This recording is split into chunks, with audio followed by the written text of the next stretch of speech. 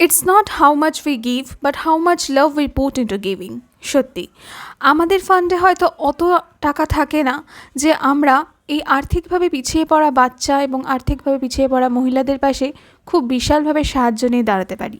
তবে আমরা ওদেরকে যতটুকু সাহায্য করি তা আমাদের মন থেকে করি, আমাদের অন্তর থেকে করি।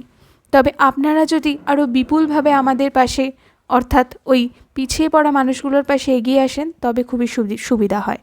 আপনারা তো জানেনই আমাদের পাঠশালায় এখন প্রতি মাসেই ওদের জন্য স্টাডি মেটেরিয়ালস এবং দরকারি জিনিসপত্রগুলো পাঠাতে হচ্ছে।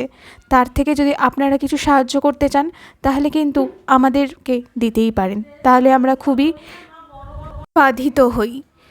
এবং আপনারা চাইলেই কিন্তু 100 টাকার বিনিময়ে বাচ্চাগুলোর জন্যে খাতা পেন পেন্সিলের ব্যবস্থাও করতে পারেন।